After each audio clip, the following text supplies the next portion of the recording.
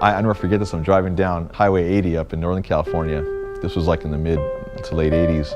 E30 M3 blew right by me on the freeway. And I always thought, that E30 M3 is just the most fabulous car. We never had a lot of money growing up. When I was 17, I was homeless. So I didn't have the means to buy one of those. Starting from that and ending up where I'm at, I feel like a pretty lucky guy. So yeah, I could say it's having this car collection is like an American dream. To be in this position, I'd say yes, you know.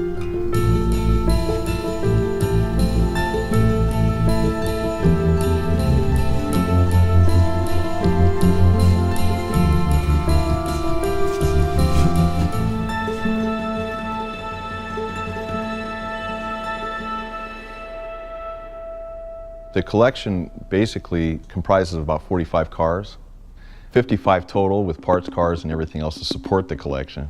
And it spans anywhere from 1960, every basic model through 1988. It's a good cross-section of cars, you know. Why I collect those, because I always think of cars I want to drive and in different situations, so I end up with just about everything I could possibly want to drive. I've always loved to collect little things that intrigue me, so I collected art for a long time. You know, there's art around making something mechanical like that work, and that's what really drives me in the hobby.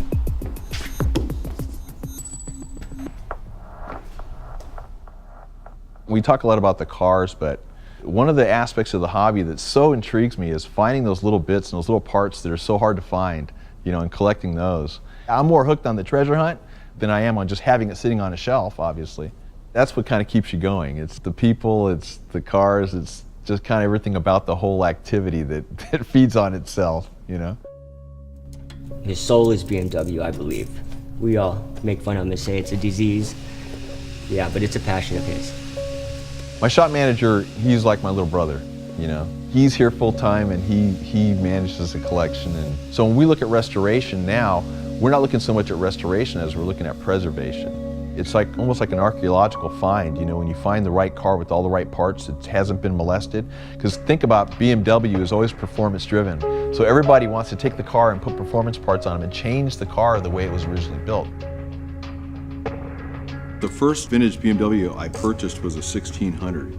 It had all the original bits on the car. And I went through the car, had it totally restored, and put a bigger motor in it. Did the things that a lot of folks do to these cars to make them more performance oriented.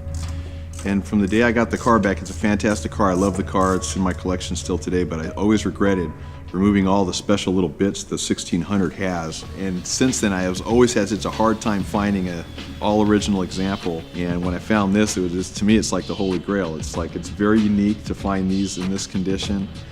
Even original steel wheels and hubcaps.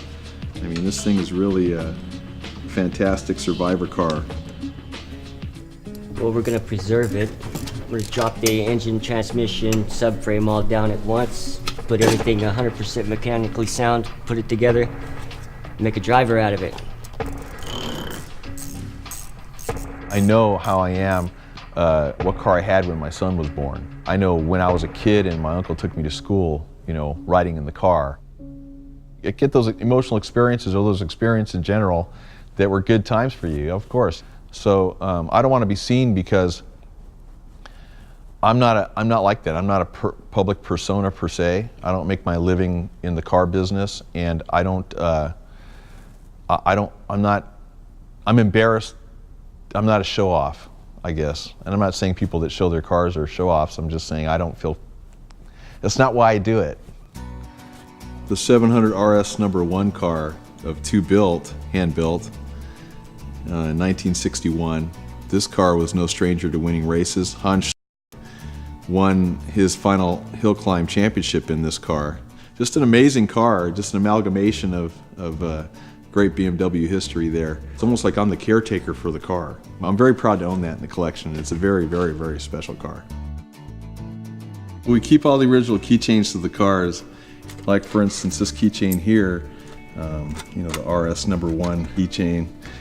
You know, each keychain has a story behind it, behind the owner and what they did and where they were.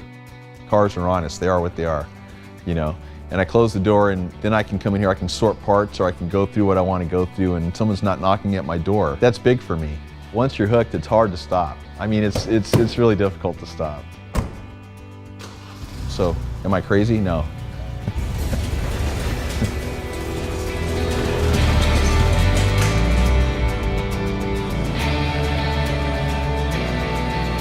I buy the cars because I want to enjoy the cars, not just from a visual perspective, but also from enjoying driving them.